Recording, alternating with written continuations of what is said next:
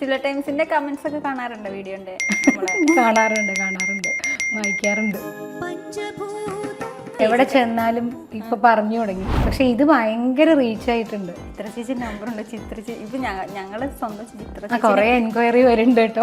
ആണെന്ന് വിചാരിച്ചിട്ട് ഞങ്ങളത് തിരുത്താന്ന് പോലെ ഞങ്ങള് നൈസായിട്ടൊന്ന് വാഴ നനയുമ്പോ ചീരയും കൂടി നമ്മളിപ്പോ എന്താ പറഞ്ഞു വന്ന് എന്താ ഇവിടെ ഉണ്ടായത്? ഞാനായിരുന്നു കേട്ടോ അതിലെ ലീഡർ, ടീം ലീഡർ. സകല കുരുത്തക്കേടിന് പ്രാക്ടീസ് ചെയ്യില്ല, മടിയാണ്. മടി ഭയങ്കര മടിയാ. ഉത്രാടപ്പൂനിലാവേവാ മുറ്റത്തെ പൂക്കളത്തിൽ വാടിയ പൂവനിയിൽ ഇത്തിരി പാൽ ചുരത്താൻ വാ വാ വാ ഉത്രാടപ്പൂനിലാവേവാ.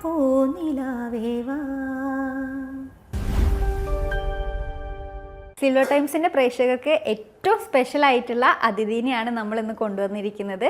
സിൽവർ ടൈംസിന്റെ പ്രേക്ഷകരെ എപ്പോഴും പറഞ്ഞുകൊണ്ടിരിക്കുന്ന, എപ്പോഴും എൻക്വയറി ചെയ്തുകൊണ്ടിരിക്കുന്ന നമ്മുടെ സ്വന്തം ചിത്ര ചേച്ചിയാണ് നമ്മളോടൊപ്പം ഉള്ളത്. മ്യൂസിക് എന്ന് പറയുമ്പോൾ ചേച്ചിന്റെ ഒരു ലൈറ്റ് മ്യൂസിക് ഇല്ലാത്ത യുവജനോത്സവങ്ങൾ കുറവല്ലേ? ഓണപ്പാട്ടിന് ഉത്രാട ആ ഒരു പുഴയുടെ തീരത്ത് അത് അധിക യുവജനോത്സവത്തിനും കൊറേ എവിടെ ഇപ്പം സബ് ജില്ലയാണെങ്കിൽ ഒരുമാതിരി ഉണ്ട് കേട്ടോ. അത് ഈ പറയണ മാതിരി എൻ്റെ ഫ്രണ്ട്സൊക്കെ കളിയാക്കി പറയുന്നത്, എൻ്റെ പാട്ട് കേട്ട് മടുത്തു. 20 എണ്ണുണ്ടെങ്കിൽ 15 അല്ലെങ്കിൽ 25 എണ്ണുണ്ടെങ്കിൽ 20 എൻ്റെ പാട്ടായിരിക്കും എന്ന് പറയാറുണ്ട്. പക്ഷെ പലർക്കും അത് അറിയില്ല, പാടിയതാണെന്ന്. അതിൽ വിഷമം തോന്നാറുണ്ട് ചേച്ചിനെ റെക്കഗ്നൈസ് ഇത്രയും കാലമായിട്ട് ഈ ഫീൽഡിൽ നിന്നിട്ടും? എനിക്ക് അങ്ങനെ ഒരു വിഷമം ഇല്ല കേട്ടോ സത്യത്തില്. അല്ല അങ്ങനെയല്ല, ഇപ്പൊ ഞാൻ തന്നെ പണ്ട് പാട്ട് കേൾക്കുമ്പോൾ അത് ചിത്ര ചേച്ചിയാണോ പാടിയിരുന്നത് അല്ലെങ്കിൽ ആരാ മ്യൂസിക് ചെയ്തിരുന്നത് അതൊന്നും ശ്രദ്ധിച്ചിരുന്നില്ല. ഞാനൊരു പാട്ട് പഠിക്കണ കുട്ടിയായിട്ട് പോലും ഞാൻ ശ്രദ്ധിച്ചിരുന്നില്ല. അപ്പം ഞാൻ ഒരിക്കലും വേറൊരാളെ എനിക്ക് കുറ്റം പറയാൻ പറ്റില്ല, എനിക്ക് അതിൽ സങ്കടം തോന്നാൻ പാടില്ല. എനിക്ക് ശരിക്കും ഈ പറഞ്ഞാൽ സിനിമയിലല്ല അങ്ങനെ ഹിറ്റ്, സിനിമയിലെ പാട്ടുകളൊന്നും ഹിറ്റല്ല. ഒരു 10-20 സിനിമയിൽ പാടിയെങ്കിലും അതൊന്നും അങ്ങനെ ഹിറ്റാന്ന് പറയാൻ പറ്റില്ല. നല്ല പാട്ടുകൾ പാടിയിട്ടുണ്ട്, ഭയങ്കര. അതെന്നാലും ഒരുപാട് ആളുകളിലേക്ക് എത്തിയിട്ടുണ്ടെന്ന് പറയാൻ പറ്റില്ല. പക്ഷെ പാട്ട് ഇഷ്ടപ്പെടുന്ന കുറേ ആളുകളിൽ ഭയങ്കരമായിട്ട് നോട്ടീസ് ചെയ്തൊരു പാട്ടാണ്. അതിൻ്റെ വരികളും നല്ല ഫീലുള്ള പാട്ടല്ല, ഭയങ്കര ഒരു പ്രത്യേകതയുള്ളൊരു പാട്ടാണ് അത്. പാടിത്തരാം. ഒരു മകരനിലാവായി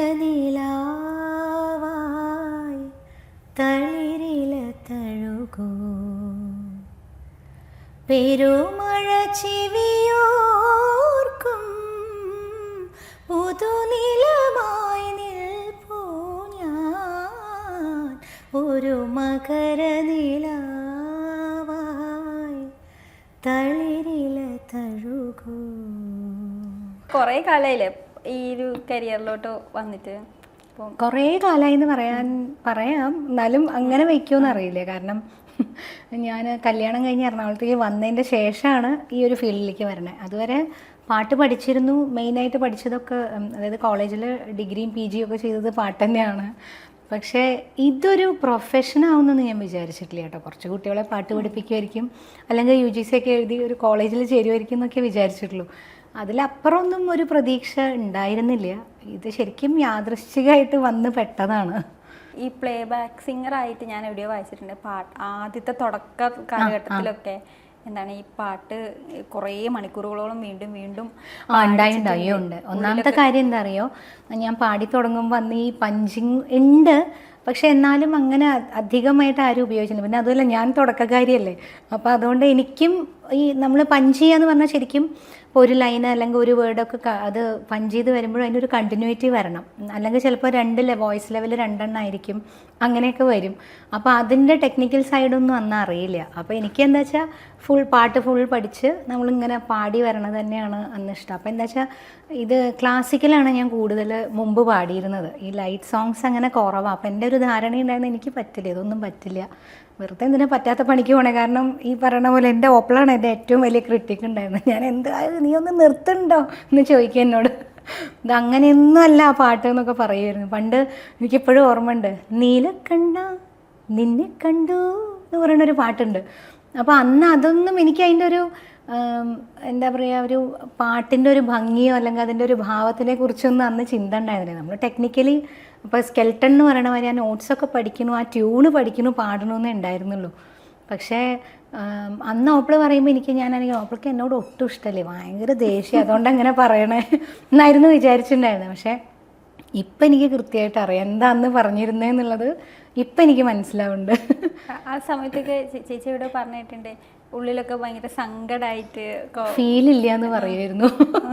ഒരു പാട്ടുകാരി സങ്കടം വെച്ചാൽ അവർ പറയണതിൽ തെറ്റില്ല തോന്നുന്നു. എനിക്ക് അറിയുണ്ടായിരുന്നില്ല. കാരണം ഇതെങ്ങനെ നമ്മളിപ്പോൾ പാടുമ്പോൾ അവർ പറയും ഇന്ന ഫീല് വേണമെന്ന് പറയുമ്പോൾ എൻ്റെ മനസ്സിലുണ്ട്, പക്ഷേ ഇത് പുറത്തേക്ക് വരുന്നുണ്ടായിരുന്നില്ല തോന്നുന്നു. ചില സ്ഥലങ്ങളിലൊക്കെ വന്നാലും ഈ പറയണ മാതിരി എപ്പോഴും നമ്മൾ ഈ തുടക്കക്കാരാകുമ്പോൾ സ്വാഭാവികമായിട്ടും അക്സെപ്റ്റ് ചെയ്യാനും കുറച്ച് ബുദ്ധിമുട്ടായിരിക്കും. രണ്ടും ഉണ്ടായിരുന്നു തോന്നുന്നു. അത് എൻ്റെ മാത്രം തെറ്റല്ല, അവരുടെ മാത്രം തെറ്റല്ല എന്ന് തോന്നുന്നു. അങ്ങനെ എനിക്ക് തോന്നിയിട്ടുണ്ട്. എനിക്ക് അത് വിഷമമായി തോന്നിയിട്ടുണ്ട്. കാരണം എനിക്കിത് പറ്റില്ല, എനിക്ക് തോന്നുന്നില്ല, എനിക്ക് ഭാവത്തിൽ അങ്ങനെ എനിക്ക് അവരുദ്ദേശിക്കുന്ന ഭാവം കൊടുക്കാൻ പറ്റില്ല എന്നൊക്കെ. ഇപ്പോഴും അങ്ങനെ പറ്റുന്നുണ്ടെന്നൊന്നുമല്ല, പക്ഷെ എന്നാലും ഇപ്പം അങ്ങനെ വലിയ കംപ്ലയിൻസ് ഒന്നും കേൾക്കാറില്ല. ഇപ്പൊക്കെ അപ്പം ആലോചിക്കുമ്പോൾ കുറേ ഇപ്പം റേഡിയോ കാലം മുതൽക്കേ ഉണ്ടല്ലോ ചേച്ചി പാട്ട് പാടുന്നു. ഇപ്പോൾ കുറേ പാട്ട് സത്യത്തിൽ റേഡിയോയിൽ ഈ പറഞ്ഞ AR ഇങ്ങനെ മറ്റേ യുവവാണി എന്നൊക്കെ പറഞ്ഞിട്ടുള്ള ഈ കവിതകൾ അങ്ങനെയുള്ള സംഭവങ്ങളൊക്കെയാണ് അന്ന് ചെയ്തിരുന്നത് കേട്ടോ. അല്ലാതെ ലൈറ്റ് മ്യൂസിക്കിന് ഞാൻ ഓഡീഷന് കൊടുത്ത് എൻ്റെ കല്യാണം കഴിയുമ്പോൾ എനിക്ക് ആദ്യമായിട്ട് ഓഡിഷൻ പാസ്സായി കഴിഞ്ഞിട്ട് ഒരു പ്രോഗ്രാം കിട്ടണം. ആ ഒറ്റ പ്രോഗ്രാമേ പിന്നെ ARന്ന് വന്നിട്ടുള്ളൂ. ഇപ്പം ഈ സംഗീത മേഖലയിലോട്ട് എങ്ങനെയാണ് വരുന്നത്? വീട്ടിൽ പാട്ടുകാരുണ്ടോ? അച്ഛൻ പാടുമായിരുന്നു. അച്ഛൻ നന്നായിട്ട് പാടുമായിരുന്നു. പക്ഷേ അച്ഛൻ പഠിച്ചിട്ടൊന്നുമില്ല, പക്ഷെ അസലായിട്ട് പാടുമായിരുന്നു. ഭയങ്കര സ്വീറ്റായിട്ടുള്ള വോയിസ് ആയിരുന്നു അച്ഛൻ്റെ. പാടുമ്പോൾ വർത്താനം പറയുമ്പോൾ വേറൊരു ശബ്ദം, പക്ഷെ പാടുമ്പോൾ ഭയങ്കര എനിക്ക് എപ്പോഴും എൻ്റെ ഓർമ്മയിലുള്ള 2 പാട്ടുകളാണ്. ചിത്തിരത്തോണിയിലക്കരെ പോകാൻ, അങ്ങനെ ഒരു പാട്ടുണ്ട്, കേട്ടിട്ടുണ്ടോയെന്ന് അറിയില്ല, പഴയ പാട്ടാ. എത്തിടാമോ പെണ്ണേ എന്ന് പറഞ്ഞിട്ടൊരു പാട്ട് എനിക്ക് ഭയങ്കര ഇഷ്ടം. അച്ഛനിങ്ങനെ ഞങ്ങൾക്കൊരു വീടും കുറച്ച് പറമ്പും ഒക്കെ ഉണ്ട്, ഒരു 2-2.25 ഏക്കർ സ്ഥലമുണ്ട്.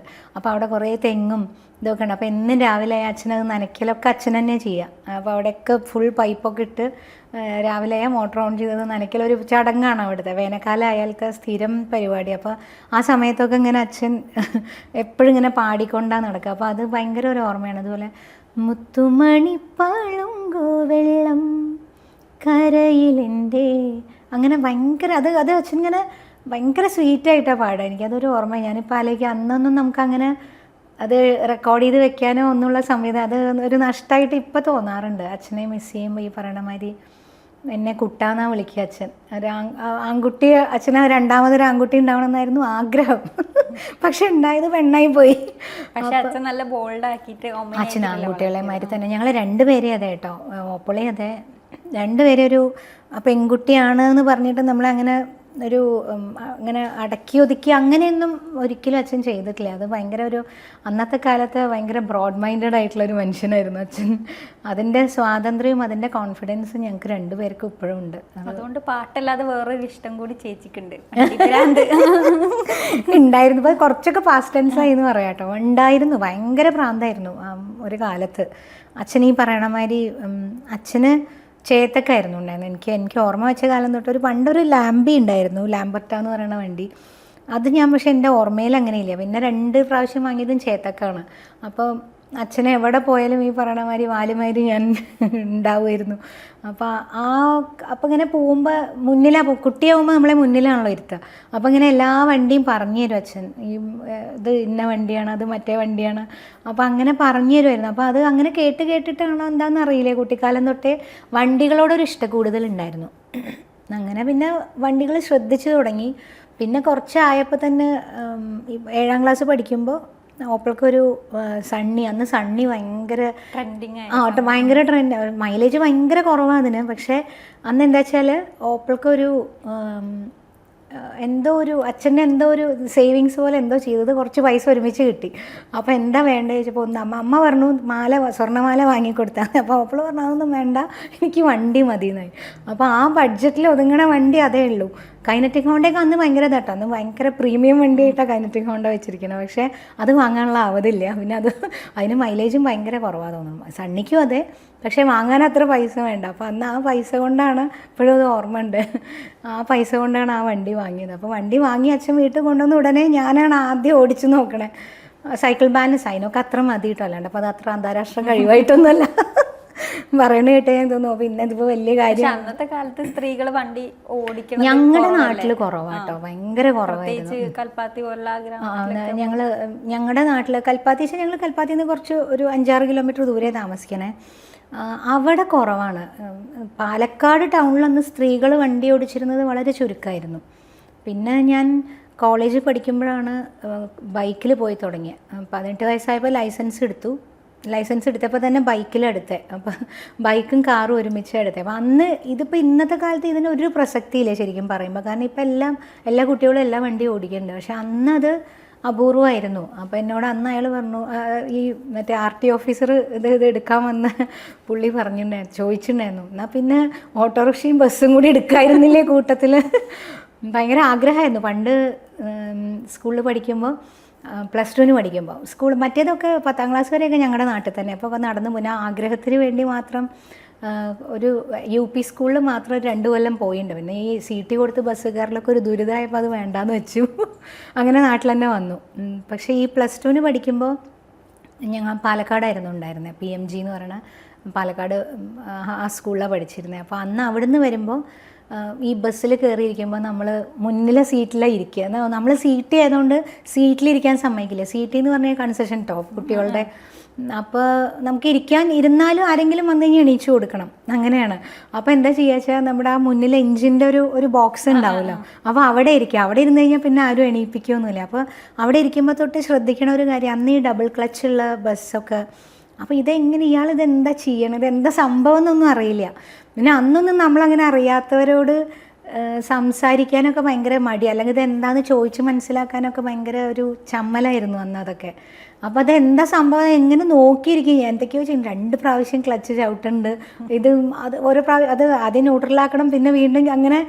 അപ്പോൾ ഇതൊക്കെ എന്താ സംഭവം എന്നൊന്നും അറിയില്ലെങ്കിലും അന്നേ ഇങ്ങനെ നോട്ടണമായിരുന്നു. ഭയങ്കര ആഗ്രഹമായിരുന്നു ബസ് പഠിക്കണം, ഓടിക്കണം എന്നൊക്കെ. പക്ഷെ ഇതുവരെ സാധിച്ചിട്ടില്ല. ജീപ്പ് പക്ഷേ ചെറുപ്പത്തിലേ ജീപ്പിലാണ് ഞാൻ പഠിച്ചത്. ഡ്രൈവിങ് പഠിച്ചത് ജീപ്പിലാണ്. ഇപ്പോഴും ആ വണ്ടിപ്രാന്ത് കണ്ടിന്യൂ ചെയ്ത് പോകുന്നുണ്ട്? വണ്ടിപ്രാന്ത് ഉണ്ട്. പക്ഷേ ഇപ്പം എനിക്ക് തോന്നുന്നു ഒരുപാട് കമ്പനികളും ഒരുപാട് മോഡൽസും ഉണ്ടല്ലോ. അപ്പോൾ അത്രയൊന്നും ഇപ്പോൾ ഓർമ്മയിലില്ല. കുട്ടിക്കാലത്ത് അപ്പോൾ ഒരു വില്ലത്തിയായിരുന്നു. സ്വഭാവം കൊണ്ട് വില്ലത്തിയായിരുന്നില്ല, പക്ഷെ ഇങ്ങനത്തെ കാര്യത്തിലൊക്കെ ഇത്തിരി താല്പര്യം ഉണ്ടായിരുന്നു, അങ്ങനെ പറയാം.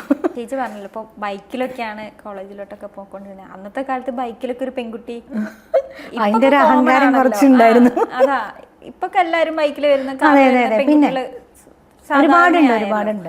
അന്നത്തെ സമയത്തൊക്കെ ബൈക്കിൽ വരിക എല്ലാവരും സെന്റർ ഓഫ് അട്രാക്ഷൻ. അതായത് 22 കൊല്ലായി, 22 അല്ല 24 കൊല്ലായി. കോളേജ് ഡിഗ്രിക്ക് ചേർന്ന് ഒരു ഫസ്റ്റ് ഇയർ കഴിഞ്ഞപ്പോഴാണ് ബൈക്ക് പോയി തുടങ്ങിയത്. അത്രയും കൊല്ലം മുന്നേ അത് റെയറായിരുന്നു. പാലക്കാട് ആരും ഉണ്ടായിരുന്നില്ല, എനിക്ക് 100% പറയാം. ബൈക്ക് ഓടിക്കണ ഒരു സ്ത്രീ ഉണ്ടായിരുന്നില്ല അന്ന്. അപ്പോൾ അന്ന് പിന്നെ പാട്ടും കൂടി പാടാച്ച ഈ പാട്ടുകാരോട് പ്രത്യേകിച്ച് ആൾക്കാർക്കൊരു ഇഷ്ടം. അന്ന് ഭാഗ്യം കൊണ്ട് ഞാൻ പാടിച്ചാൽ ഇങ്ങനെയൊന്നും പാടിയിരുന്നില്ല. അത് ക്ലാസിക്കൽ മാത്രമേ പാടിയിരുന്നുള്ളൂ. ക്ലാസിക്കൽ അങ്ങനെ കാര്യം അത് ഭയങ്കര ഒരു ഗഹനമായിട്ടുള്ള ഒരു ഏരിയ ആണെങ്കിലും ഒരുപാട് സാധാരണക്കാർ അത് ശ്രദ്ധിക്കുന്ന ഒരു മേഖലയല്ലല്ലോ. അതുകൊണ്ട് അതെനിക്ക് പറയാൻ പറ്റില്ല. പക്ഷെ ബൈക്കിൽ പോയിരുന്നത് ശ്രദ്ധിച്ചിരുന്നു. ഈ പറയണ മാതിരി ഒരുപാട് ആളുകൾ ഈ ആണുങ്ങൾക്കൊക്കെ ഒരു കോംപ്ലക്സ് ഉണ്ടായിരുന്നു. പെണ്ണൊരുത്തി ഇവള് ബൈക്കൊക്കെ ഓടിച്ചിട്ട് അങ്ങനെ ഒരു ആറ്റിറ്റ്യൂഡ് ഉണ്ടായിരുന്നു. ആറ്റിറ്റ്യൂഡ് കൊണ്ട് പ്രപ്പോസൽസ് കൂടുതലായിരുന്നു കുറവായിരുന്നു? അങ്ങനെയില്ല, ആറ്റിറ്റ്യൂഡ് കൊണ്ട് കോളേജിലൊക്കെ സുന്ദരിക്കുട്ടി ബൈക്കിലൊക്കെ ചെത്തി വരും. അന്ന് അത്ര സുന്ദരിയൊന്നും ആയിരുന്നില്ല. അയ്യോ ദൈവമേ, അങ്ങനെയല്ല. അല്ല ഇപ്പൊ അന്നത്തെ നോക്കുമ്പോ ബെറ്റർ ആണെന്ന് തോന്നുന്നത്. അന്ന് എന്താ വെച്ചാ ഈ അങ്ങനത്തെ സാധാരണ എനിക്ക് തോന്നുന്നു ആ പ്രായത്തിലുള്ള സാധാരണ പെൺകുട്ടികളുടെ മാതിരി ആയിരുന്നില്ല ഞാൻ. ഒട്ടും അങ്ങനെ എന്തേലും ഇപ്പം പറഞ്ഞു കഴിഞ്ഞാൽ വിശ്വസിക്കില്ല ഒരാളെ. ഞാൻ അയൺ ചെയ്ത ഡ്രസ്സ് പോലെയല്ല ഇട്ടിരുന്നത്.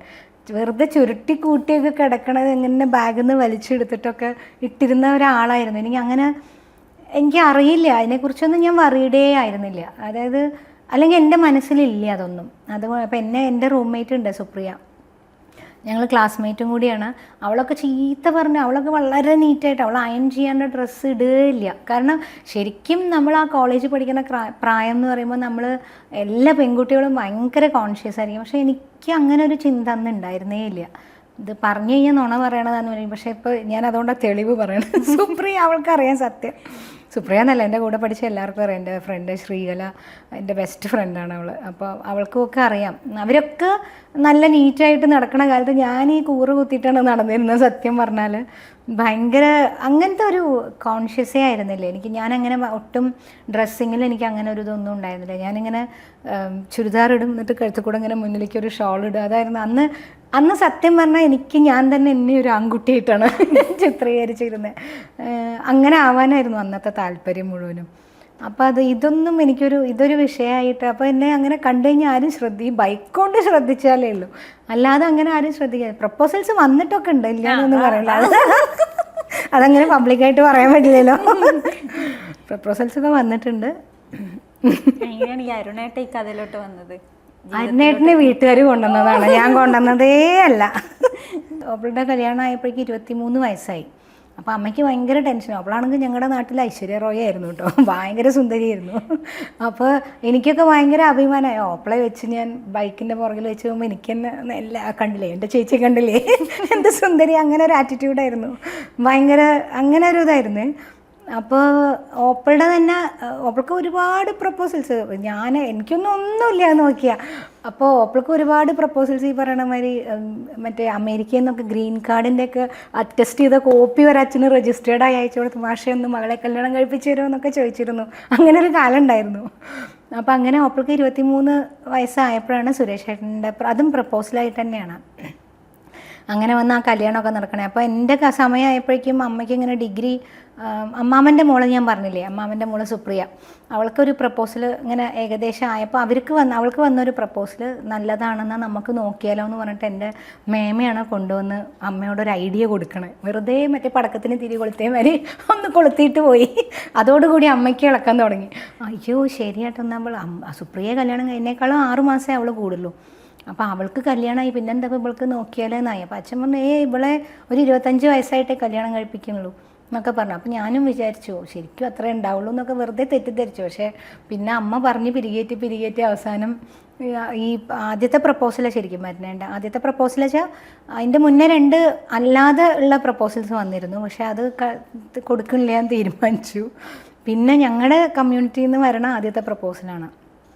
അങ്ങനെ പിന്നെ വന്നു, കണ്ടു, എല്ലാവർക്കും ഇഷ്ടമായി. പിന്നെ ഇപ്പം ഞാൻ മാത്രമേ പറയാനുള്ളൂ. പിന്നെ അപ്പം അന്നൊന്നും നമ്മുടെ ഇതിനങ്ങനെ, പിന്നെ എനിക്കും അങ്ങനെ വലിയൊരു നമുക്കങ്ങനെ പറയാനൊന്നുമുള്ള ഒരു മെച്യൂരിറ്റി ഒന്നും ഉണ്ടായിരുന്നില്ലേ ചെറുപ്പത്തിലൊക്കെ. അപ്പോൾ ഈ പാട്ടായിട്ട് ഒരു ഇഷ്ടമുള്ളതിനെ കൊണ്ട് പാട്ട് മത്സരത്തിന് അങ്ങനെ സ്കൂളുകളിലൊക്കെ പിന്നെ കോമ്പറ്റീഷന് ധാരാളം പോയിരുന്നു. കോമ്പറ്റീഷന് മാത്രമേ പോയിരുന്നു അന്ന്, അല്ലാതെ ഗാനമേളയൊന്നും അങ്ങനെ ചെയ്തിട്ടേ ഇല്ല മുമ്പ്.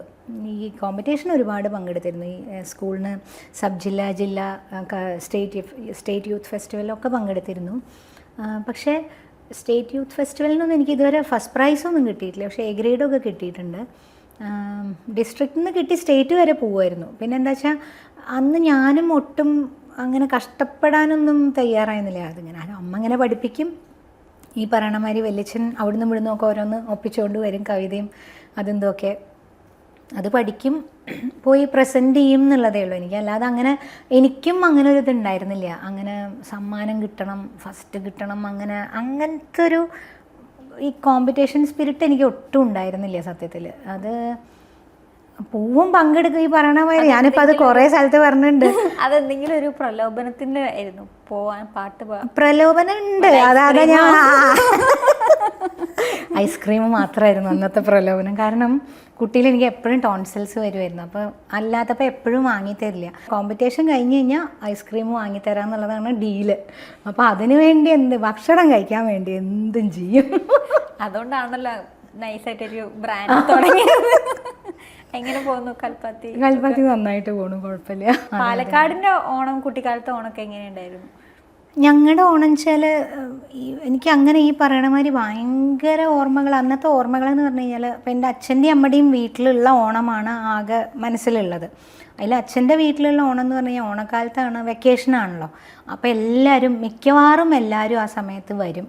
നമ്മുടെ അച്ഛൻ്റെ ചേട്ടന്മാർ, ചേച്ചി അവരുടെ ഫാമിലി എല്ലാവരും, എന്താ വെച്ചാൽ അച്ഛമ്മ ഉണ്ടായിരുന്നു കുട്ടിക്കാലത്ത്. അപ്പോൾ അവർ അച്ഛമ്മയുടെ ഒപ്പം ഓണം കൂടണം എന്നുള്ളത് അങ്ങനെ ഒരു നിർബന്ധം. പിന്നെ അച്ഛമ്മ പോയതിൻ്റെ ശേഷമാണ് അത്രയും ഒരു ആ കൂട്ടായ്മ കുറച്ച് എല്ലാവരും എത്താതെ തുടങ്ങി, സൗകര്യമുള്ളവർ മാത്രം വന്നു തുടങ്ങി. അത് സ്വാഭാവികം, എപ്പോഴും അങ്ങനെ തന്നെയാണല്ലോ.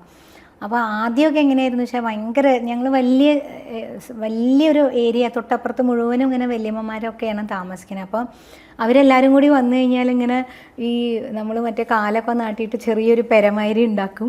അതിൻ്റെ ഉള്ളിൽ ഞങ്ങളുടെ വക ഒരു പായസം വെപ്പ് മറ്റേ മൺചട്ടിയിൽ അങ്ങനെയൊക്കെ ഉണ്ടായിരുന്നു കുട്ടിക്കാലത്ത് കേട്ടോ. പിന്നെ അതുമാതിരി ഏറ്റവും ഓണത്തിന് സദ്യയൊക്കെ ഉണ്ടെങ്കിലും നമ്മൾ ഏറ്റവും കൂടുതൽ ആഗ്രഹിച്ചിരുന്നതും ഭയങ്കര കൊതിച്ചിരുന്നതും ഈ നമ്മുടെ മുളയുണ്ടല്ലോ, വലിയ മുള എന്ന് പറയുന്നത് ബാമ്പുവിൻ്റെ വലിയ മുള വലുത് മുറിക്കും. അത് ഞങ്ങളുടെ അവിടെ ഒരു പണിക്കാരുണ്ടായിരുന്നു, രാമൻ എന്ന് പറയും. അപ്പോൾ മൂപ്പര് മുറിച്ചിട്ട് പട്ടയുടെ തണ്ടുണ്ട്, ആ തണ്ടിനെ ഇങ്ങനെ ചൂടാക്കിയിട്ട് കഴിക്കാനുള്ളതല്ല. അയ്യോ, അത് കഴിക്കാനുള്ളതല്ല, ഇത് ഊഞ്ഞാലാടാനുള്ളതാ. ഈ മുള രണ്ടാക്കി മുറിക്കും, എന്നിട്ട് ഈ പനയുടെ തണ്ട് ചൂടാക്കിയിട്ട് അതിനെ അടിച്ചു പരത്തും. അതെന്താ വെച്ചാൽ ഈ അവിടെ ഒരു പ്ലാവ് ഉണ്ടായിരുന്നു, അതിലാണ് ഇതിട്ടിരുന്നത്, ഊഞ്ഞാലിട്ടിരുന്നത്. അപ്പോൾ എന്താ വെച്ചാൽ കയറൊക്കെ കെട്ടിക്കഴിഞ്ഞ് കഴിഞ്ഞാൽ ഇങ്ങനെ ആടിക്കഴിഞ്ഞാൽ മുറിഞ്ഞു പോവും, ഒരഞ്ഞൊരഞ്ഞിട്ട് ആ ഫ്രിക്ഷൻ കാരണം അത് മുറിഞ്ഞു പോവും, അത് എപ്പോഴും തെറിക്കും നമ്മൾ അങ്ങനെ. അപ്പോൾ ഇത് നല്ല ഭയങ്കര നീളത്തിലുള്ള ഊഞ്ഞാലായിരിക്കും. അപ്പം ഞങ്ങളെങ്ങനെയാ വെച്ചാൽ അവിടെ ഞങ്ങളുടെ വീടിൻ്റെ ഒരു പ്രത്യേകത എന്താ വെച്ചാൽ ഇങ്ങനെ പല തട്ടുകളായിട്ടാണ് മണ്ണ് കിടക്കണേ. അപ്പോൾ എന്താ വെച്ചാൽ ഒരു തട്ടിൽ നിന്ന് അടുത്ത താഴത്തെ തട്ടിലാണ് ഈ പ്ലാവ് നിൽക്കണേ. അപ്പോൾ അതിൻ്റെ വലിയൊരു കൊമ്പിലാണ് ഇത് ഇടണേ. ഇട്ട് കഴിഞ്ഞാൽ എൻ്റെ വീടിൻ്റെ അവിടെ നിന്നുള്ള സ്റ്റെപ്പിൽ നിന്ന് ഞങ്ങൾ ഈ ഊഞ്ഞാൽ വലിച്ചിട്ട് അവിടെ നിന്ന് കയറി കഴിഞ്ഞ് കഴിഞ്ഞാൽ അറ്റം വരെ ഭയങ്കര ഊഞ്ഞാലാട്ടാ. ഞങ്ങൾ ചുക്കൻ ചൂളം കുത്തുക എന്ന് അവിടെ പറയും, ഇവിടെയൊക്കെ നാട്ടിൽ എന്താ പറയുക എന്ന് അറിയില്ല കേട്ടോ എനിക്ക്. അവിടെ അങ്ങനെ ഒരു ഇതാണ് ഞങ്ങൾ, അതായത് ഇവിടുന്ന് കയറുമ്പോൾ ചുക്കും ചൂളം, തിരിച്ചു വരുമ്പോൾ അങ്ങനെ പറഞ്ഞിട്ട് ആടിയിരുന്നത്. പക്ഷേ ഭയങ്കര പൊക്കത്തിലവിടെ, ഏതാണ്ട് നമ്മൾ ഈ ലെവലിൽ വരും. ശരിക്കും നമ്മൾ മറ്റേ ഇപ്പോൾ വണ്ടർലയിലൊക്കെ പോകുമ്പോൾ ആടണ പോലെ ഒരു ഭയങ്കര സംഭവമായിരുന്നു അത്. അപ്പോൾ എന്താ വെച്ചാൽ പൊട്ടി താഴെ വീഴാൻ പാടില്ല. ഈ പനയുടെ ഈ സാധനം ഇട്ട് കഴിഞ്ഞാൽ പിന്നെ ഒന്നും പറ്റില്ല. അപ്പോൾ എൻ്റെ ഓർമ്മകളിൽ ഈ രണ്ട് കാര്യങ്ങളാണ് അച്ഛൻ്റെ വീട്ടിൽ ഏറ്റവും ഹൈലൈറ്റായിട്ട് എനിക്ക് തോന്നിയിട്ടുള്ളത് കേട്ടോ. പിന്നെ അമ്മയുടെ വീട്ടിൽ അത് കഴിഞ്ഞ് പിന്നെ അച്ഛമ്മ മരിച്ചു കഴിഞ്ഞപ്പോൾ ഈ പറയണ മാതിരി വരുന്ന ആളുകളുടെ എണ്ണം കുറഞ്ഞു തുടങ്ങി. അപ്പോൾ പിന്നെ അതിന് അത്ര ഒരു ത്രില്ല്. പിന്നെ അങ്ങനെ അമ്മയുടെ വീട്ടിൽ പോകാൻ തുടങ്ങി വെക്കേഷൻ കാലത്ത്. പിന്നെ ഇവിടെ അധികം ആരുമില്ല. അപ്പോൾ വെക്കേഷൻ ആകുമ്പോൾ അവിടെ അമ്മാമ്മൻ്റെ മക്കളുണ്ട്, എൻ്റെ ചെറിയമ്മയുടെ മോളുണ്ട്. അപ്പോൾ ഞങ്ങളെല്ലാവരും കൂടി അവിടെ കൂടും, തറവാട്ടിൽ എൻ്റെ അമ്മമ്മയുടെ അടുത്ത്. അപ്പോൾ അവിടെ പോയി കഴിഞ്ഞ് കഴിഞ്ഞാൽ ഈ പറയണ മാതിരി അവിടെ ഏറ്റവും ഹൈലൈറ്റായിട്ട് തോന്നിയിട്ടുള്ളത് അമ്മാമൻ മണ്ണോണ്ട് മാദേവർ, അമ്മിക്കുട്ടി അങ്ങനെയൊക്കെ പറയും. അതിനെന്തൊക്കെയോ കണക്കുണ്ട്, എനിക്ക് അതിൻ്റെ ശാസ്ത്രീയ വശമൊന്നും അറിയില്ല കേട്ടോ. അതുമാതിരി മുത്തശ്ശി കുട്ടികളെന്നൊക്കെ പറഞ്ഞിട്ടൊക്കെ ഈ മണ്ണോണ്ട് ഉണ്ടാക്കും. അപ്പോൾ അതൊക്കെ അവിടെ ഭയങ്കര ഒരു ചടങ്ങാണ്. ചുവന്ന മണ്ണോണ്ട് ഇങ്ങനെ അത് ഒരു 4-5 ദിവസം മുന്നേ ഉണ്ടാക്കി ഉണക്കാൻ വെച്ച്, പിന്നെ കുറേ മാദേവർ എന്തൊക്കെയോ കണക്കുണ്ട് അതിന്. അതായത് ഞങ്ങളുടെ തറവാട്ടിൽ നിന്ന് ഇറങ്ങിക്കഴിഞ്ഞ് കഴിഞ്ഞാൽ 2 സൈഡിലും ഇങ്ങനെ ഒരു സ്പേസ് ഉണ്ട്. അപ്പോൾ അവിടെ ഇങ്ങനെ കുറേ മാദേവരെ വെക്കും, എന്നിട്ട് പൂജയും കാര്യങ്ങളും ഒക്കെ ഉണ്ട്. ഭയങ്കര ട്രഡീഷണലായിട്ടാണ് അമ്മാമ്മൻ ചെയ്തത്. പക്ഷേ ഈ പറയണ മാതിരി അന്നൊന്നും അത് ചോദിച്ച് മനസ്സിലാക്കാനുള്ള ബോധം വന്നിട്ടുണ്ടായിരുന്നില്ലേ, ഇതൊക്കെ കാണും ആസ്വദിക്കുന്നല്ലാതെ. അപ്പോൾ അങ്ങനെയുള്ള കാര്യങ്ങൾ. പിന്നെ അമ്മാമനും അമ്മായിയും അമ്മമ്മയൊക്കെയാണ് തറവാട്ടിലുള്ളത്. അപ്പോൾ അമ്മാമൻ ഈ പറയണ മാതിരിയാണ് ഭയങ്കര, ഞങ്ങൾ എന്ത് കുരുത്തക്കേട് കാണിച്ചാലും ചീത്ത പറയാത്ത ഒരു അമ്മാവനും അമ്മായിയായിരുന്നു. ഞങ്ങളുടെ കുരുത്തക്കേടിന് അടിച്ചോടിച്ചാൽ പോലും മതിയാവില്ല. ഞങ്ങളുടെ ഞാനായിരുന്നു കേട്ടോ അതിലെ ടീം ലീഡർ, സകല കുരുത്തക്കേടിൻ്റെ. പക്ഷെ അമ്മായിയൊന്നും പറയില്ലായിരുന്നു എനിക്ക്. അതൊക്കെയാണ് എനിക്ക് ഏറ്റവും ഓണത്തിൻ്റെ അല്ലെങ്കിൽ വെക്കേഷൻ കാലത്തെ ഓർമ്മകൾ എന്ന് പറയാനുള്ളത്. അല്ലാതെ സദ്യയും പായസവും ഒന്നും അന്നത്തെ ഓർമ്മയിലില്ല ശരിക്കും. ഇപ്പോൾ വീണ്ടും ഒരു ഓണക്കാലം കൂടി വരികയാണല്ലോ. അതെ. ഇപ്പോൾ സിൽവൻ ടൈപ്സിൻ്റെ പ്രേക്ഷകർക്കായിട്ട് ചേച്ചിക്ക് ഏറ്റവും ഇഷ്ടപ്പെട്ട ഒരു ഓണപ്പാട്ട് ഞാൻ പാടിയത് വേണമെന്നുണ്ടോ അതോ വേറെ ഏതെങ്കിലും മതിയോ? ഏതായാലും മതി. ഇപ്പൊ പാടാൻ എനിക്ക് ഓണപ്പാട്ട് എന്ന് പറയുമ്പോൾ തീർച്ചയായിട്ടും ഏറ്റവും ഇഷ്ടമുള്ളൊരു പാട്ടാണ് ദാസാറ് പാടിയ ഉത്രാടപ്പൂനിലാവേ വാ, മുറ്റത്തെ പൂക്കളത്തിൽ വാടിയ പൂവനിയിൽ ഇത്തിരി പാൽ ചുരത്താൻ വാ വാ വാ, ഉത്രാടപ്പൂനിലാവേ വാ, മുറ്റത്തെ പൂക്കളത്തിൽ വാടിയ പൂവനിയിൽ ഇത്തിരി പാൽ ചുരത്താൻ വാ വാ വാ, ഉത്രാടപ്പൂനിലാവേ വാ. ഈ പാട്ട് എനിക്ക് എനിക്ക് ഭയങ്കര ഇഷ്ടമുള്ളൊരു പാട്ടാണ്. ചേച്ചി ഒരുപാട് പാട്ടുകൾ പാടിയിട്ടില്ല, അതിൽ ഏറ്റവും ഇഷ്ടപ്പെട്ട പാട്ട് ഏതാ ചേച്ചി പാടിയ? ഞാൻ പാടിയത് തീർച്ചയായിട്ടും പുഴയുടെ തീരത്ത് തന്നെയാണ്. ഒരുപാട് അതെന്താ വെച്ചാൽ ഞാനിത് പാടി ഒരു അന്ന് അതത്ര ഭയങ്കര ഹിറ്റൊന്നും ആയിരുന്നില്ല. അന്ന് സി ഡിയുടെ ഒരു അവസാന കാലമായിരുന്നു. അപ്പോൾ അതങ്ങനെ ഭയങ്കര റീച്ചായൊന്നുമില്ല. പക്ഷേ ഈ പാട്ട് ഇതിൻ്റെ ലിറിക്സ് എഴുതിയ രാജേഷ് അത്തിക്കയം, അതേപോലെ മ്യൂസിക് ജോജി ജോൺസ്, അവരുടെ ടീമിലാണ് ഈ മറ്റേ നേരത്തെ പറഞ്ഞ ദൈവം തന്നതല്ലാതൊന്നും ആ പാട്ടും ചേച്ചിൻ്റെ ലക്കി കോംബോ. അതെ, സത്യം അങ്ങനെ പറയാം കേട്ടോ, സത്യമാണ്. എൻ്റെയും അവരുടെയും ഞങ്ങളുടെ മൂന്നാളുടെയും അതെ. കാരണം ജോജി ജോൺസ് മ്യൂസിക് ചെയ്ത ജോജി ചേട്ടൻ എന്ന് പറഞ്ഞു കഴിഞ്ഞാൽ ഒരുപാട് പാട്ടുകൾ അതിന് മുന്നേ ചെയ്തിട്ടുണ്ട്. ഒരുപാടെന്ന് പറഞ്ഞാൽ ഒരുപാട് ഗാനങ്ങൾ. അപ്പോൾ എനിക്ക് എണ്ണം കൃത്യമായിട്ട് അറിയില്ല, അത്രയും ആയിരക്കണക്കിന് പാട്ടുകൾ ചെയ്ത ഒരു മനുഷ്യനാണ്. പക്ഷേ പുള്ളിക്കും ഒരു ബ്രേക്ക് കിട്ടണത് ഈ ഒരു പാട്ട് വന്ന്, ഈ ദൈവം തന്നതല്ലാതൊന്നും വന്നേ പിന്നെയാണ്. ശരിക്കും ഒരു കരിയറിലൊരു ബ്രേക്ക് ആവണത് ഈ സംഭവം തന്നെയാണ്. രാജേഷിനും അതെ.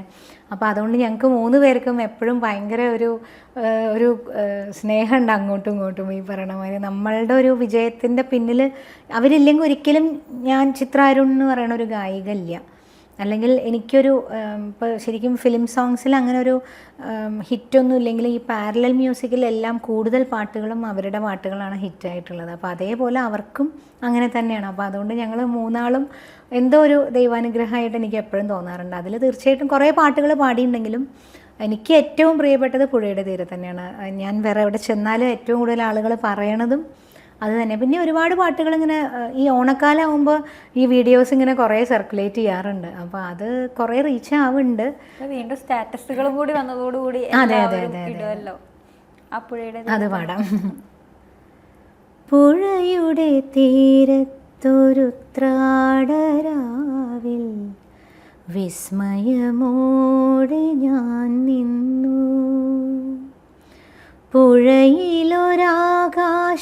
കണ്ടു, മേലെ വാനിൽ പാൽപ്പുഴ കണ്ടു.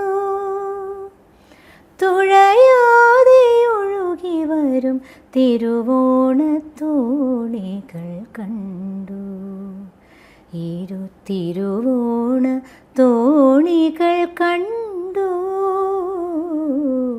പുഴയുടെ തീരത്തൊരു ത്രാടരാവിൽ വിസ്മയമോടെ ഞാൻ നിന്നു. ഈ പാട്ട് ചേച്ചിന്റെ അത് എപ്പോഴും സ്റ്റാറ്റസുകളായിട്ട് വരുന്ന കുറേ ഒരുപാട് ആളുകൾക്ക് ഇഷ്ടമാണ്. എല്ലാവരും ചോദിക്കാറുണ്ട് പണ്ടത്തെ പൊന്നോണത്തരങ്കിണി രവീന്ദ്ര മാഷയൊക്കെ കുറേ ഓണപ്പാട്ടുകളൊക്കെ ഇറങ്ങി അതിലേതെങ്കിലും ആണോ എന്നൊക്കെ അങ്ങനെ ചോദിക്കാറുണ്ട്. യൂട്യൂബ് വന്നതോടുകൂടി പിന്നെ ഈ പാട്ട് വീണ്ടും വീണ്ടും യൂട്യൂബിലാണ് സത്യത്തിൽ. ഇത് രാജേഷ് ഇത് യൂട്യൂബിൽ വെറുതെ അപ്ലോഡ് ചെയ്തിട്ടു, അങ്ങനെയാണ് ഈ സാധനം. പിന്നെ അത് കഴിഞ്ഞിട്ട് ഞങ്ങൾ ജോജി ചേട്ടൻ ഇങ്ങനെ മ്യൂസിക് ഷാക്കിന് വേണ്ടിയിട്ട് ഇത് ഞങ്ങളൊരു ചെറിയൊരു റൂമിൽ, അവരുടെ ഒരു ചെറിയൊരു റൂമുണ്ടായിരുന്നു, അതിൻ്റെ അകത്ത് ഇതുപോലെ ഒരു രാത്രി പോലെ സെറ്റ് ചെയ്തിട്ട് എന്താ പറയുക മൂണിൻ്റെ ഒരു ഫീൽഡിന് ഒരു ലൈറ്റ് ബാക്ക് ലൈറ്റ് ഇങ്ങനെ വെച്ചിട്ട് അതൊക്കെ ഇങ്ങനെ ചെയ്ത്. പക്ഷേ അത് വിഷ്വൽ കാണുമ്പോൾ എല്ലാവരും വിചാരിക്കണം അത് ശരിക്കും ഞങ്ങൾ രാത്രി പുറത്തെവിടെയോ പോയി ചെയ്തതാണ്. അങ്ങനെ പലരും പറയുണ്ടായിട്ടുണ്ട്. അതായത് നിങ്ങൾ മറ്റേ പുഴയുടെ തീരത്ത് ഷൂട്ട് ചെയ്ത പോലെ ഒരു പുഴയുടെ വക്കത്ത്. ഞാൻ പറഞ്ഞു ചേട്ടാ ഞങ്ങളത് പുഴയുടെ വക്കത്തൊന്നല്ല, ഞങ്ങൾ ഇവിടുന്നാണ് ചെയ്തത്. പിന്നെ അതെന്തോ എഡിറ്റ് ചെയ്ത് ചേർക്കുകയൊക്കെ ചെയ്തത് ഈ പുഴയുടെ വിഷ്വൽസൊക്കെ. ശരിക്കും അങ്ങനെയൊന്നുമില്ല. ഞങ്ങൾ ഈ റൂമിൽ ഇരുട്ടത്തിരുന്നിട്ട് അവിടെ ഒരാൾ അപ്പുറത്തുനിന്ന് ഒരു പട്ട ഇങ്ങനെ പിടിച്ചിട്ടുണ്ടായിരുന്നു തെങ്ങിൻ്റെ. അപ്പോൾ അതൊക്കെ വിചാരിക്കണം അവർ ശരിക്കും ഞങ്ങൾ ഔട്ട്ഡോർ ചെയ്തു. അങ്ങനെയൊന്നും ആയിരുന്നില്ല. അത് വളരെ പരിമിതമായ സ്ഥലത്തുനിന്ന് വളരെ എന്താ പറയുക ജോജി ചേട്ടൻ്റെ ഒരു ഐഡിയയിൽ നിന്ന് ഉണ്ടായ ഒരു വിഷ്വലാണത്. പാട്ടുകളെ കുറിച്ചുള്ള ഓർമ്മകൾ ചേച്ചിക്ക് ഒരുപാട് ലെജൻസിനൊപ്പം ഇപ്പോൾ സ്റ്റേജ് ഷോകൾ ചെയ്യാൻ, അയ്യോ അത് ദാസാറിൻ്റെ ഒപ്പം ഒക്കെ ചെയ്യാൻ പറ്റും. ആ അനുഭവങ്ങളൊക്കെ എങ്ങനെയുണ്ട്? വിദേശത്തൊക്കെ ഷോയ്ക്ക് പോകാൻ? ഉണ്ട്. അതൊക്കെ ശരിക്കും ഭയങ്കര ഒരു സുഹൃതം എന്ന് എനിക്ക് പറയാനുള്ളൂ കേട്ടോ. അത് എന്താ വെച്ചാൽ ഞാൻ ഈ പറയണ മാതിരി ഗാനമേളയ്ക്ക് പോലും പാടുന്നു വിചാരിച്ച ഒരാളല്ല ഞാൻ. അപ്പോൾ അതിന്നൊക്കെ മാറിയിട്ട് ഈ പറയണ പോലെ ഞാൻ ശരിക്കും ജയചന്ദ്രൻ സാറിനെ പരിചയപ്പെട്ടതാണ് എൻ്റെ ജീവിതത്തിലൊരു വലിയ വഴിത്തിരിവായിട്ട് കാരണം എന്തൊക്കെ പറഞ്ഞാലും അവരുടെയൊക്കെ കൂടെ പാടുമ്പോൾ നമുക്ക് കിട്ടുന്ന അക്സെപ്റ്റൻസ് ഭയങ്കര വേറെ അതുവരെയുള്ള പ്രോഗ്രാം. അല്ലാതെ കുറേ പ്രോഗ്രാംസ് ചെയ്തിട്ടുണ്ടെങ്കിലും സാറിനെ പരിചയപ്പെട്ടതിന് ശേഷം പിറ്റേ ദിവസം തൊട്ട്, ഞാൻ സാറിനെ പരിചയപ്പെട്ട് അതിൻ്റെ പിറ്റേ ദിവസം തൊട്ട് സാറ് വിളിക്കണത് ആ ഫോണിൽ. എന്നിട്ട് എനിക്ക് ഒരുപാട് പാട്ടുകൾ, നീ അത് കേൾക്കണം ഇത് കേൾക്കണം, അങ്ങനെ കുറേ തമിഴ് പാട്ടുകൾ, കുറേ ഹിന്ദി പാട്ടുകൾ, ഞാൻ കേൾക്കാത്ത കുറേ പാട്ടുകൾ അതിന് ശേഷമാണ് സാറ് പറഞ്ഞു തന്നത്. അപ്പോൾ അങ്ങനെ ആ രീതിയിൽ ഒരുപാട് ഗുണം ചെയ്തിട്ടുണ്ട്. പിന്നെ സാറ് വർക്ക് ചെയ്യുന്ന എല്ലാവരോടും പറയും, പുതിയൊരു കുട്ടി വന്നിട്ടുണ്ട്, ആ കുട്ടിയെ കൊണ്ട് നിങ്ങൾ പാടിപ്പിക്കണം. അപ്പം അങ്ങനെ അവർ പാടിപ്പിച്ചാലും ഇല്ലെങ്കിലും എല്ലാവരുടെയും ഒരു സാറാണല്ലോ പറയണേ, ജയചന്ദ്രൻ സാറാണല്ലോ പറയണേ. അപ്പോൾ ആ ഒരു ശ്രദ്ധ കിട്ടി തുടങ്ങിയിട്ടുണ്ടായിരുന്നു. പിന്നീട് സാറുടെ കൂടെ കുറേ പ്രോഗ്രാംസ് ചെയ്തു. അങ്ങനെ പിന്നെ എല്ലാവരുടെയും കൂടെ ചെയ്യാൻ പറ്റും കേട്ടോ. ഉണ്ണിമേനോൻ, സുശീലാമ്മയുടെ പാട്ടുകളാണ് സാറിന് ഭയങ്കര ഇഷ്ടമാണ്. സുശീലാമ്മ എന്ന് പറഞ്ഞു കഴിഞ്ഞാൽ ഭയങ്കര ഇഷ്ടമാണ് എനിക്ക്. അതാണ് തോന്നുന്നു, ഞാൻ സാറിനെ ആദ്യം കണ്ടപ്പോൾ ഈ പറയണമാതിരി എനിക്ക് ലിറിക്സ് കാണാതെ അറിയണ 2 പാട്ടേ അന്ന്, അത് ഞാൻ ഒന്ന് നോക്കിപ്പോയത്. എനിക്ക് അല്ലെങ്കിൽ പൊതുവേ ലിറിക്സ് നോക്കാതെ പാടാൻ ഭയങ്കര ബുദ്ധിമുട്ടാണ്, തെറ്റിപ്പോവും. അപ്പോൾ എനിക്ക് അറിയണ നല്ല കോൺഫിഡൻ്റ് ആയിട്ടുള്ള ഒരു പാട്ട് ഞാനിങ്ങനെ ആലോചിച്ചപ്പോൾ ശ്രാവണചന്ദ്രികയും പിന്നെ ഈ പറയണമാതിരി ജാനകിയമ്മ പാടിയ താനെ തിരിഞ്ഞു മറിഞ്ഞു എന്നുള്ള പാട്ടാണ്. താനെ തിരിഞ്ഞു മറിഞ്ഞ ജാനകിയമ്മയുടെ ഏതോ ഒരു പാട്ടാണ് പാടിയത്, ഏത് പാട്ടാന്ന് ഇപ്പോൾ കൃത്യമായിട്ട് ഓർമ്മയില്ല. അപ്പോൾ ഞാൻ ആദ്യം പാടിയത് ഈ ശ്രാവണചന്ദ്രികയാണ്. അപ്പോൾ അത് പാടിയോടുകൂടി സാറിന് ഭയങ്കര ഇഷ്ടമായി. സുശീലാമ്മയുടെ പാട്ടാണ് ഒന്ന്. പക്ഷെ എനിക്ക് അന്ന് മുന്നേ അറിയില്ലായിരുന്നു കേട്ടോ സാറ് സുശീലാമ്മയുടെ ഭയങ്കര ഫാനാണെന്നൊന്നും അറിയില്ല. ഞാൻ മനഃപൂർവ്വം ചെയ്തതൊന്നുമല്ല, യാദൃശ്ചികമായി സംഭവിച്ചതാണ്. ഇപ്പം ഞാൻ എപ്പോഴും പറയും, ചക്ക വീണപ്പോൾ മുയൽ ചത്തു എന്ന് പറയണ മാതിരി അതങ്ങനെ സംഭവിച്ചു പോയതാണ്. ഞാനപ്പോൾ അതങ്ങനെ പാടിക്കഴിഞ്ഞോടുകൂടി സാറിന് ഭയങ്കര ഇഷ്ടമായി. അപ്പോൾ എന്നോട് പിന്നെ അതിന് ശേഷമാണ് സുശീലാമ്മയുടെ ആ പാട്ട് കേൾക്കണം ഈ പാട്ട് കേൾക്കണം അങ്ങനെ പറഞ്ഞു തുടങ്ങിയത്. പിന്നെ ഒരു മകളുടെ പോലെയായിരുന്നു, എനിക്കും ഒരു പിതൃതുല്യൻ തന്നെയായിരുന്നു. അയ്യോ ഭയങ്കരമായിട്ട് ഒരുപാട്, അതെങ്ങനെ പറയാമെന്നറിയില്ല. അപ്പോൾ സാറുടെ ഒരു നഷ്ടം ഇപ്പോൾ ശരിക്കും ഭയങ്കര ഒരു ഇതാണ്. അത് കഴിഞ്ഞ് പിന്നെ ദാസാറുടെയൊക്കെ കൂടെ പാടണമെന്ന് ആർക്കും ഉണ്ടാവും, പാട്ടറിയണ ആർക്കും. നമ്മുടെയൊക്കെ ഒരു എങ്ങനെ പറയുക, ശരിക്കും ഭയങ്കര ഒരു ദൈവത്തിനെ പോലെ നമ്മൾ കണക്കാക്കണ അദ്ദേഹത്തിൻ്റെ ഒപ്പം ഒരു 2 വരിയൊക്കെ എവിടെയെങ്കിലും പാടാൻ പറ്റിയിരുന്നെങ്കിൽ എന്നൊരു അത്യാഗ്രഹം ഉണ്ടായിരുന്നു മനസ്സിൽ. പക്ഷേ ഒരിക്കലും സംഭവിക്കാൻ ഈസി ആയിട്ടുള്ളൊരു കാര്യമല്ല അത്. അപ്പോൾ നടക്കില്ല. എന്നാലും അങ്ങനെ മനസ്സിൽ ദാസാർ ഉള്ള വേദിയിൽ പ്രെയറൊക്കെ പാടിയിട്ടുണ്ട്. പക്ഷേ സാറുടെ കൂടെ പാടാൻ പറ്റുമെന്ന് വിചാരിച്ചിട്ടേ ഇല്ല. അയ്യോ അങ്ങനെ ഒരു ഭാഗ്യം കിട്ടിയത്. 3 സ്റ്റേജ് ചെയ്തു, ഹൈദരാബാദും അയർലൻഡിലും UK-ലും. ഭയങ്കര ആദ്യത്തെ സ്റ്റേജൊക്കെ പേടിച്ചിട്ട് എനിക്കൊരു അക്ഷരം പാടാൻ വയ്യ. സാറ് ഇപ്പോഴും ഓർമ്മയുണ്ട് എനിക്ക്. സാറ് സൗണ്ട് ചെക്കിന് വന്നിട്ട് ഇപ്പോഴും സാറ് സൗണ്ട് ചെക്കിന് വന്നു കഴിഞ്ഞിട്ട് സാറ് ഓണപ്പൂവേ എന്നുള്ള പാട്ടാണ് പാടി നോക്കണത്. അപ്പോൾ അതിൽ ആദ്യം തുടക്കത്തിൽ ഓണപ്പൂവേ പൂവേ, ആ പൂവേ പിന്നെ ഇങ്ങനെ കുറഞ്ഞു വരെ അതിങ്ങനെ കേട്ടിട്ട് ഞാൻ വായ പൊളിച്ച് നിന്നു. ശരിക്കും എങ്ങനെ പാടണേ, അയ്യോ ഭയങ്കര ഒരു അത്ഭുതമാണ് ശരിക്കും. അപ്പോൾ അങ്ങനെ അത്രയും നമ്മൾ ആരാധിക്കുന്ന ഒരു മനുഷ്യൻ്റെ ഒപ്പം പാടാൻ പറ്റുക, ഒരു വേദി പങ്കിടാൻ പറ്റുക എന്നൊക്കെ പറഞ്ഞു കഴിഞ്ഞാൽ എന്നെ സംബന്ധിച്ച് എനിക്ക് ചിന്തിക്കാവുന്നതിലൊക്കെ ഒരുപാട് മേലെയാണ്. ഭയങ്കര അതൊക്കെ അച്ഛൻ്റെയും അമ്മയുടെയും ഒരു പുണ്യമായിട്ടാണ് ഞാൻ കരുതുന്നത്. അവർ തന്ന ഒരു അനുഗ്രഹം കൊണ്ട് മാത്രമല്ല, അതെൻ്റെ ഒരു ഇതൊന്നും ആയിട്ട് ഞാൻ ഒരിക്കലും ചിന്തിക്കുന്നില്ല. അപ്പോൾ അത് ദാസാറുടെ കൂടെ അയ്യോ അത് ഭയങ്കര ഇതായിരുന്നു. പിന്നെ ഉണ്ണിമേനോൻ, എല്ലാ സിംഗേഴ്സും ഒരുമാതിരി എല്ലാ സിംഗേഴ്സിനും, MG സാറ്, വേണുചേട്ടൻ, എല്ലാവരുടെയും ഒപ്പം ഇങ്ങനെ പാടാനുള്ളൊരു ഭാഗ്യം ഉണ്ടായിട്ടുണ്ട്. അത് കഴിഞ്ഞ് പിന്നെ എല്ലാവരുടെയും ഒപ്പം പേരെടുത്ത് പറയണില്ല, എല്ലാവരുടെയും പേര് പറയേണ്ടി വരും. ചേച്ചീൻ്റെ കൂടെയും പാടാം. പിന്നെ അയ്യോ ചേച്ചിയുടെ കൂടെയും പേടിയാണ് സത്യം പറഞ്ഞാൽ. അപ്പോൾ ഈയിടെയും അയ്യോ ഭയങ്കര പെട്ടെന്ന് ചേച്ചിയുടെ മുന്നിൽ നിന്ന് ഒരു പാട്ടൊക്കെ പാടാൻ പറയുമ്പോൾ നമ്മൾ പേടിച്ചു പോകും. നമ്മൾ മറ്റേ റിയാലിറ്റി ഷോ ഏത് പാട്ട് പാടുകയാണെങ്കിലും ഉണ്ട് പേടിട്ടോ. എന്താ വെച്ചാൽ ചേച്ചി വളരെ ഡീറ്റെയിൽ ആയിട്ട് പാട്ടുകൾ പഠിക്കുന്ന ഒരാളാണ്. അപ്പോൾ നമ്മൾ സ്വാഭാവികമായിട്ട് നമുക്ക് എത്ര പാടില്ല ശരിയായില്ല എന്നൊരു തോന്നൽ വരും. പിന്നെ ടെൻഷൻ എന്തായാലും നമ്മൾ കാര്യം ഇങ്ങനെ പലരും പറയും ചിത്രയ്ക്ക് ഒരു ടെൻഷനില്ല, ഭയങ്കര ചിരിച്ചാണുള്ള പാടാണ്, പക്ഷെ ഉള്ളിൽ തീയാണ്, അതെനിക്ക് മാത്രമേ അറിയുള്ളൂ. ചില വേദിയിൽ അങ്ങനെ ഒന്നും ഉണ്ടാവില്ല, ഭയങ്കര കൂളായിരിക്കും. ചിലപ്പോൾ ചെറിയ തൊണ്ടയ്ക്ക് എന്തെങ്കിലുമൊക്കെ പ്രശ്നമൊക്കെ ഉണ്ടെങ്കിൽ നമുക്ക് വിചാരിച്ച പോലെ പാടാൻ പറ്റില്ല, അപ്പോൾ നമുക്ക് ഭയങ്കര ടെൻഷനായിരിക്കും. പക്ഷെ പുറത്ത് കാണിക്കില്ല. സ്റ്റേജിൽ കയറുമ്പോൾ ഓട്ടോമാറ്റിക്കായിട്ട് പിന്നെ ഈ ഓർക്കസ്ട്രയൊക്കെ വരുമ്പോൾ കുറേ ശ്രദ്ധ അതിലേക്ക് പോകും. അപ്പം നമ്മുടെ കൂടെ പാടുന്നവരാണെങ്കിലും അവർ നന്നായി പാടുമ്പോൾ അതിലേക്ക് ഞാനപ്പോൾ എൻ്റെ കാര്യമൊക്കെ വിടും. അപ്പോൾ പിന്നെ അതിലേക്കാവും ശ്രദ്ധ. അതുമാതിരി ഒരു ഫ്ലൂട്ടിൻ്റെ ലിങ്കോ അല്ലെങ്കിൽ ഒരു വീണയുടെ പീസോ അല്ലെങ്കിൽ ഒരു വയലിൻ്റെതോ അല്ലെങ്കിൽ തബലയോ അല്ലെങ്കിൽ കീബോർഡോ എന്താണെങ്കിലും നല്ലൊരു അത് വരുമ്പോൾ ഒരു പീസ് കേൾക്കുമ്പോൾ അറിയാതെ അത് എൻജോയ് ചെയ്ത് പോകും. ഞാൻ അങ്ങനെ പിന്നെ അതിലേക്ക് മാറിപ്പോകും. സ്റ്റേജിലെത്തുമ്പോൾ പിന്നെ അങ്ങനെ ഒരു വേറൊരു ഇതാണ്, അത് എന്തോ ഒരു അങ്ങനെ ഒരു അനുഗ്രഹം. ചേച്ചിക്ക് ഇപ്പോൾ ഒരുപാട് സ്റ്റേജ് ഷോകളും പാട്ടുകളൊക്കെ പാടുന്നത്, ഇപ്പോൾ ഏത് കാറ്റഗറി ഓഫ് പാട്ട് പാടാനാണ് ഏറ്റവും കൂടുതൽ ഇഷ്ടം? അത് മെലഡി തന്നെയാണ്, എനിക്ക് വഴങ്ങണതും മെലഡി തന്നെയാണ്. മറ്റേതൊക്കെ അടിപൊളിയൊക്കെ പാടണമെന്ന് ആഗ്രഹമുണ്ട്, പക്ഷെ ഞാൻ തീരെ മെലിഞ്ഞിട്ടായതുകൊണ്ട് ഇനി ഡാൻസ് ചെയ്ത് വെറുതെ ഒരു ബുദ്ധിമുട്ടുണ്ടാക്കണ്ടല്ലോ എന്ന് വിചാരിച്ചിട്ട് എനിക്ക് ഡാൻസ് ചെയ്യാനൊന്നും പറ്റില്ല കേട്ടോ. ഭയങ്കര മടിയാണ്, മടിച്ച ചമ്മലാണ്. അപ്പം അത് നമ്മളെ കൊണ്ട് പറ്റാത്ത പണി ചെയ്യണ്ടല്ലോ. ചെറുപ്പത്തില് പാട്ടിനൊപ്പം സാധാരണ പാട്ടും ഡാൻസും ആണല്ലോ. ഡാൻസ് കുറച്ചു കാലമൊക്കെ പഠിച്ചിട്ടുണ്ട്, പക്ഷെ ക്ലാസിക്കലാണ് പഠിച്ചിരുന്നത്. കുറച്ച് നാളൊക്കെ പഠിച്ചു, പിന്നെ ഇങ്ങനെ പൊതുവേ വിയർപ്പിൻ്റെ അസുഖങ്ങളാണ്, അതുകൊണ്ട് ഒരു പണിയും. വയലിൻ പഠിച്ചിരുന്നു, വീണ പഠിച്ചിരുന്നു, ഒന്നും കണ്ടിന്യൂ ചെയ്തിട്ടില്ല. വയലിനൊക്കെ കുറേ കാലം പഠിച്ചതാണ്, പക്ഷേ പ്രാക്ടീസ് ചെയ്യില്ല. മടിയാണ്, മടി ഭയങ്കര മടിയാണ്. അച്ഛനുള്ളതുകൊണ്ട് മാത്രം പാട്ട്, അച്ഛൻ അത്രയും മറ്റേ കോലിങ്ങനെ നിർത്തും, അതുകൊണ്ട് അങ്ങനെയൊക്കെ പാട്ട് പഠിച്ച് പോകുന്നതാണ്. പിന്നെ ഇതൊരു പ്രൊഫഷനായപ്പോൾ അല്ലെങ്കിൽ ഒരു ജോലിയുടെ ഭാഗം എന്നായപ്പോഴാണ് പിന്നെ അത് ചെയ്യണ പണിയോട് ആത്മാർത്ഥമായിട്ട് ചെയ്യും, അത്രയേ ഉള്ളൂ. മറ്റേതൊക്കെ പിന്നെ അതങ്ങനെ വിട്ടു.